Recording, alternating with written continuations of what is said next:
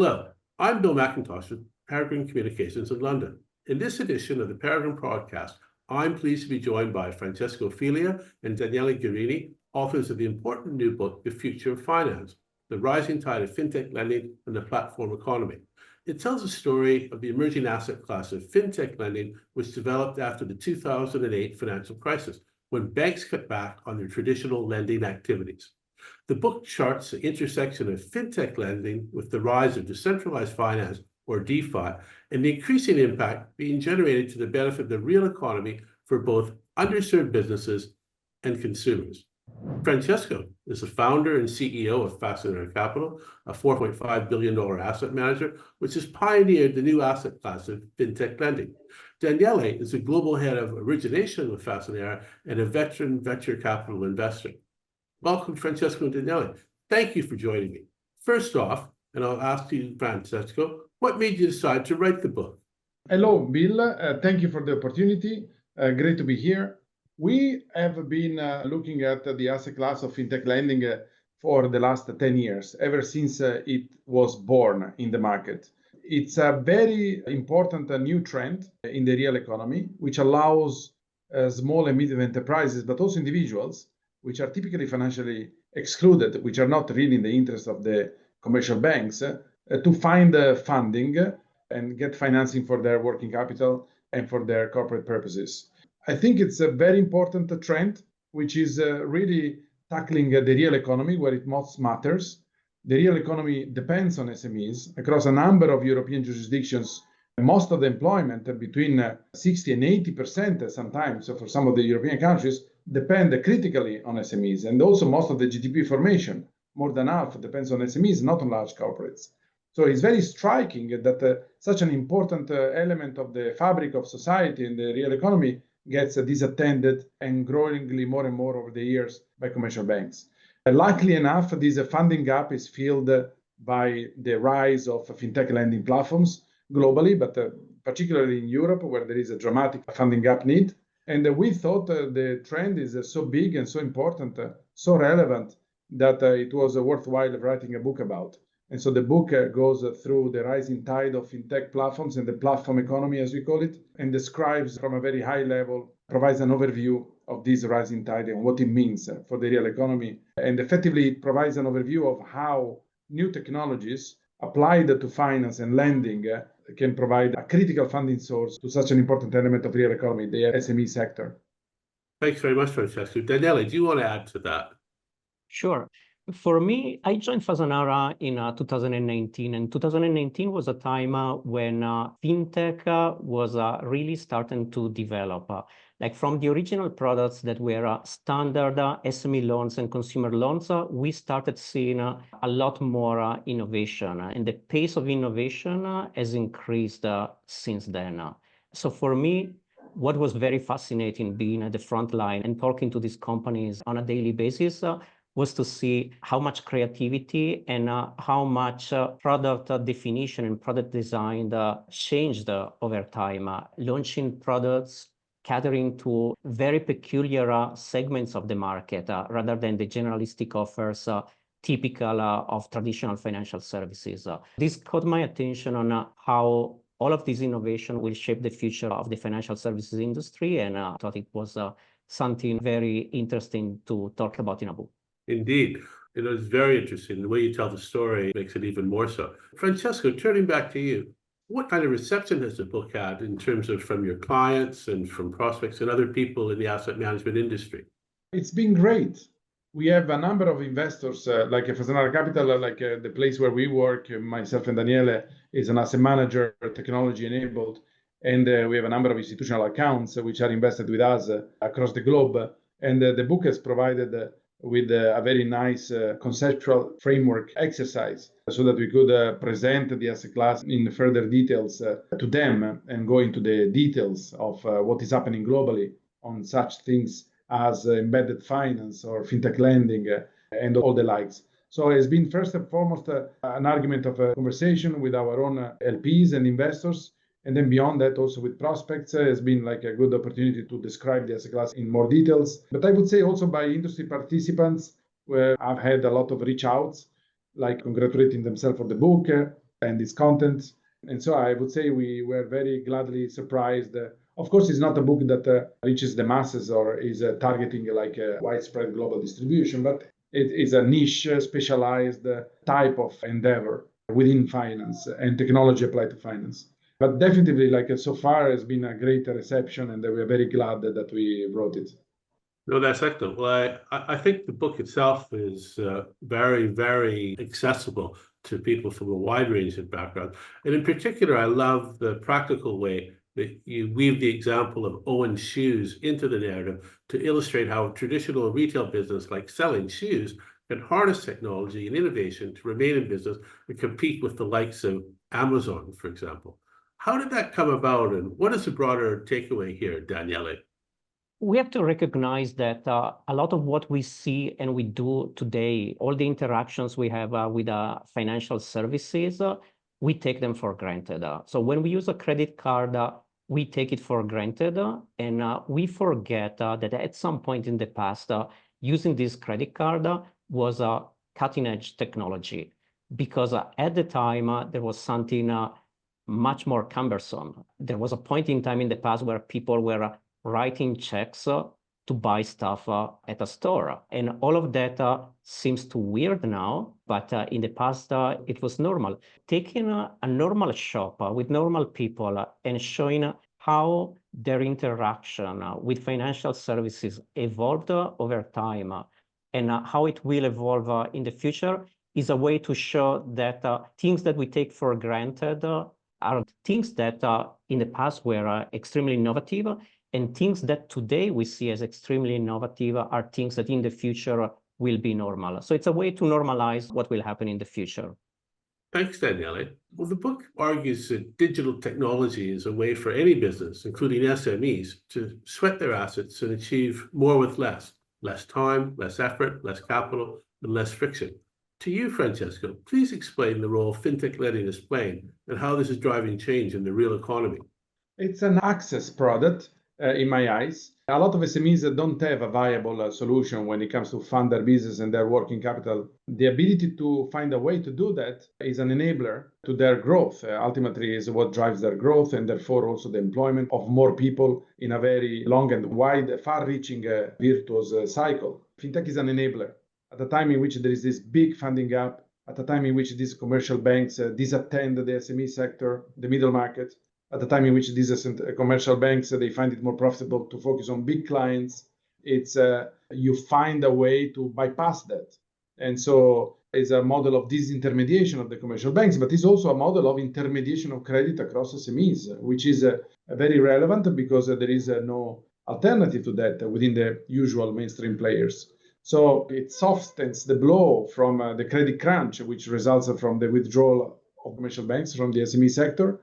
And as such, is really very relevant, is a beautiful enabler. At the same time, of course, given the fact that the technology is involved, the user experience is very frictionless, cheaper, faster, more enjoyable. And therefore, of course, it creates all sorts of additional advantages to these SMEs in excess of the availability of funding itself, which remains the chief reason why these technology are so badly needed. No, indeed, it certainly does speed things up, and it does make people want to fulfill their own orders rather than rely on someone else. Thank you. Now, the demise of traditional commercial banking and its lending activities, particularly to SMEs, opened the way for fintech lending, and the book charts a course for how tokenization will increasingly drive SME and consumer finance. Could you explain to us, Daniele, how this will enhance economic resilience and boost financial inclusivity? We are big believers in tokenization and in the blockchain technology. A lot has been said and written about blockchain, and unfortunately, blockchain was full of speculative attempts and speculative projects that undermined and overshadowed the real use, the real utility of blockchain. If we want to take an example of one of the key characteristics of a blockchain and how that can enhance resilience in financial services, we can take the example of blockchain associated to invoice financing. Invoice financing means discounting the value of an invoice issued by a company to another company. There are already countries that control the way invoices are issued, and such invoices need to be issued on a national register. If we combine that concept, which is an emerging concept of the last few years, with the concept of blockchain and the uniqueness of a specific transaction on a blockchain with the inability to tamper the data, you can solve a problem such as selling the same invoice twice, which is a major problem in this industry, which is a $1 trillion+ type of industry, invoice financing. And that means if you reduce the fraud, you naturally reduce the cost. And just reducing the cost by 1%, the cost on invoice financing at 1 trillion worth of transactions, you can do the math, is a pretty astounding number in terms of the benefit that you can get. And with regards to financial inclusivity, of course, the main problem with financial services and inclusivity was that financial services is a scale business. You need a scale in order to offer a product. And if you don't have the scale, you simply leave people out of the market. Blockchain allows transactions in real time and in certain cases at an extremely low cost. And we believe that this is the main reason why there will be a boost to financial inclusivity, and technology innovation will allow the introduction of new products for a larger group of people. Thanks, Daniele. Turning to chapter 5 in the book, Francesco, it's noted that the global financial crisis damaged the global economy and decimated trust both in central banks, of course, the organizations who issue fiat currency, and in the governments who authorize the central banks. Bitcoin is currently the cryptocurrency with the largest market cap, stepped into this void left by global financial crisis events, and in your view represents, quote, a seismic shift in the financial world, unquote. What is it about cryptocurrencies that leads you to say this? Will the shift upend central banks, governments, and indeed the entire financial system?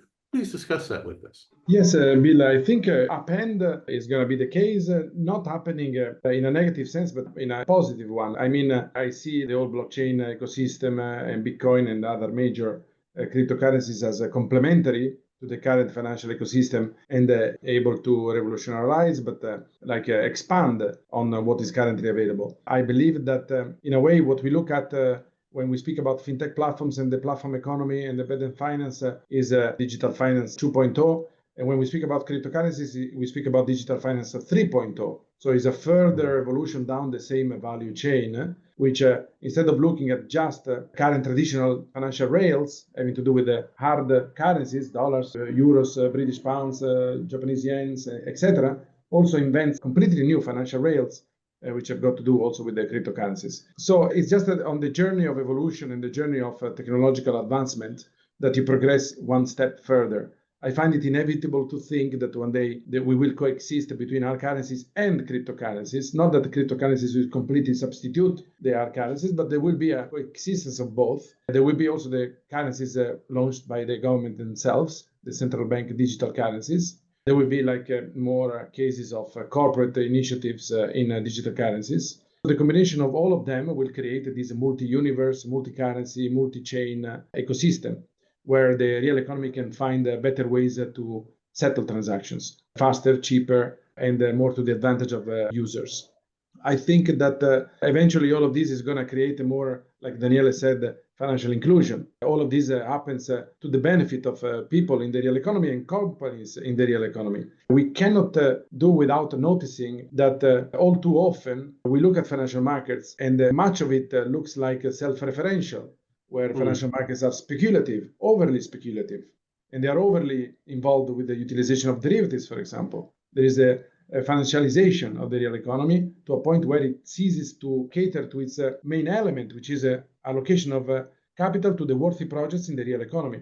The reasons why financial markets exist, the reasons why we have capital markets, it should be first and foremost allocation of capital to the real economy is an allocation tool. But all too often we look at it and we think it has diverted from that original course and that raison d'etre to serve more self-serving interest which really don't achieve much except the production of more capital out of capital. So these new technologies, they include more people through financial inclusion, and ultimately they are better tools for the real economy to function, prosper, and therefore also employ more people, and therefore also have a more productive GDP creation.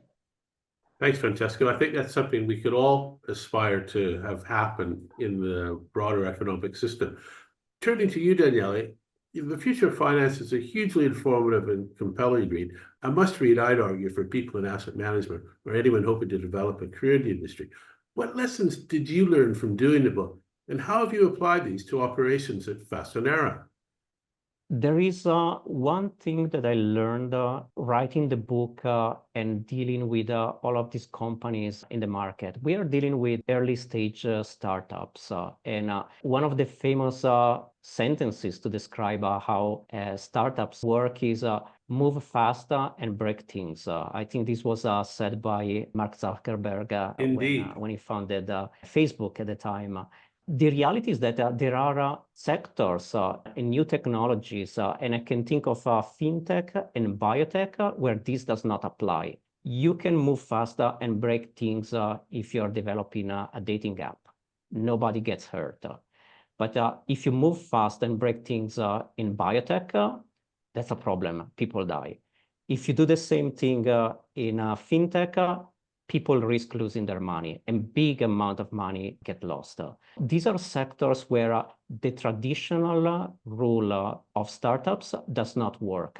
And this has to be reflected in the way you deal with fintech companies. This is why we spend so much time at Fasanara on due diligence when we onboard counterparties.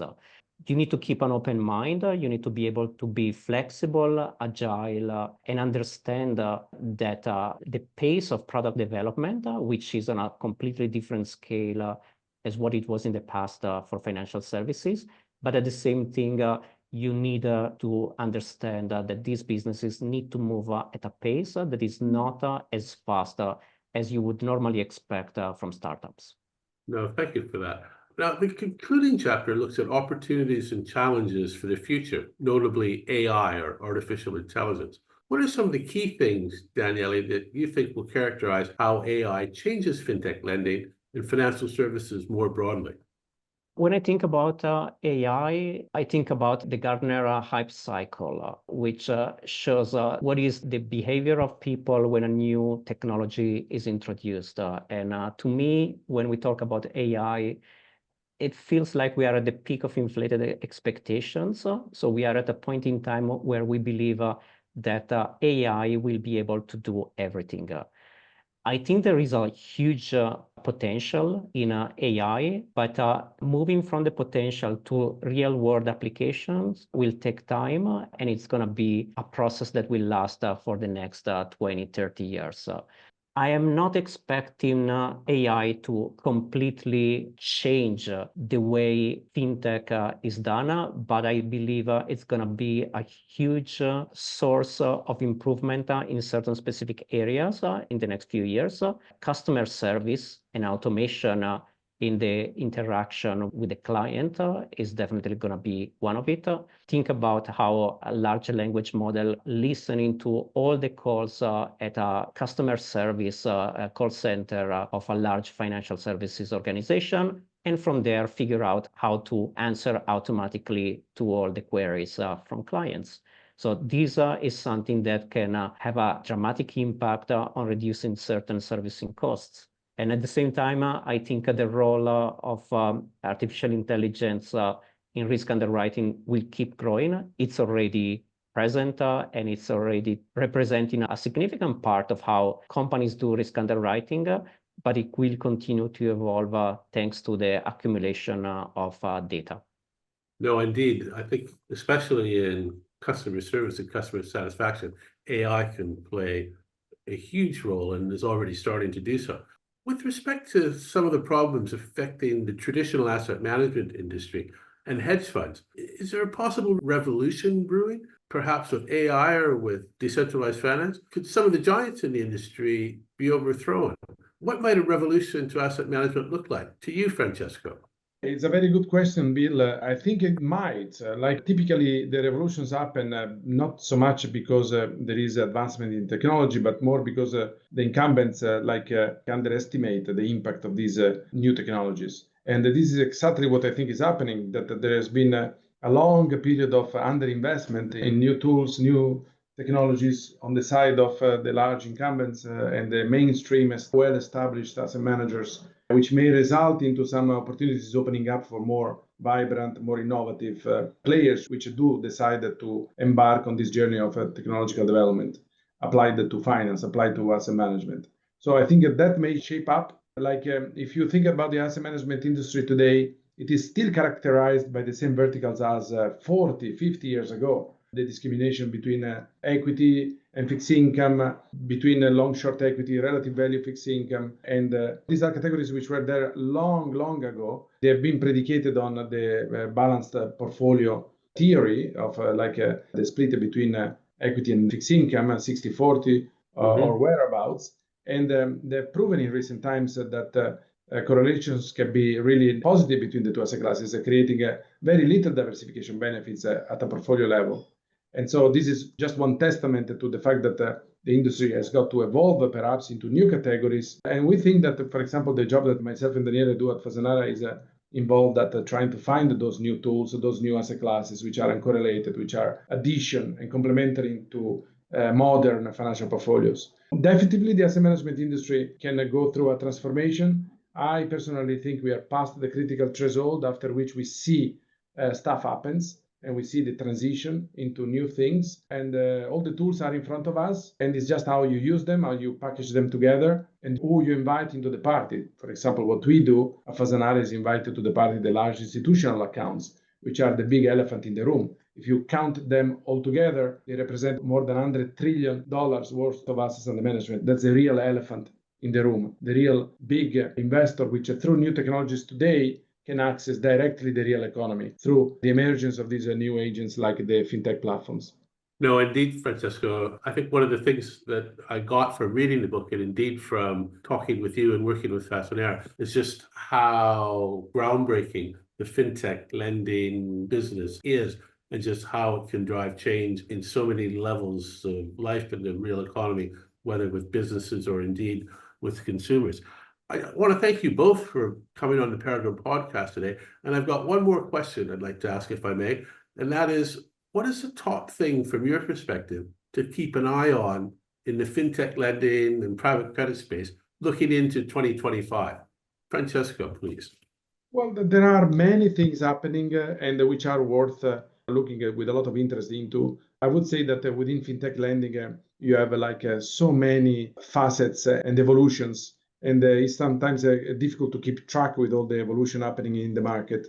There are literally, to this day, thousands of fintech platforms globally, which are competing with incumbents at providing better services to borrowers, both individuals and companies. And they range all across different verticals, such as buy now, pay later, merchant cash advance, personal finance, subscription-based economy, tech rental financing, and then you go into corporate finance and you find things such as revenue-based finance, SME lending, invoice discounting, receivables financing, supply chain finance.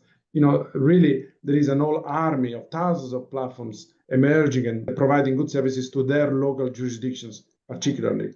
We have seen an explosion of platforms, for example, across the Middle East in very recent times, starting from the Emirates, but now also spreading out to the Saudis. And the same applies to, and has been a bit more entrenched in terms of a trend in the US, in Canada, in Australia, in countries that are very digital, like India, Brazil, and then all across the Europe continent. We have seen already a decade of technological advancements. And so I think that we're going to see more over the course of 2025. 2025 is going to be a year, together with 2026 and beyond, that is going to provide some challenges and curveballs for traditional asset managers, because the financial setup is very fragile. It's prone to the dynamics of criticality, which means to potential pitfalls, volatility, perhaps crashes, perhaps a recession, etc. Rates have already been very volatile. They've just embarked on a descending course because central banks have started to cut rates in expectations of some sort of a recession and trying to engineer a soft landing. We need to see if they manage on time. But it's definitely very interesting times in which we think that there is going to be volatility in traditional financial assets. And we think that the ability to look beyond into alternative asset classes built through technology as an enabler is going to be an added value and a competitive advantage, which is going through validation in the next few years and scale up as well. So we are going to see some of these new tools through fintechs really reaching a critical mass and potentially really proving themselves as a real new force in town that is difficult not to reckon with. I agree with you that it's certainly a broad-based force moving through the financial ecosystem. And on that optimistic note that change is going to happen and it's going to be positive, I want to thank you, Francesco and Daniele, authors of The Future of Finance, The Rising Tide of Fintech Lending and the Platform Economy, which is available on Amazon, at Waterstones, and W.H. Smith, and other outlets. This brings to a close a truly fascinating edition of the Peregrine podcast, and thanks everyone for listening.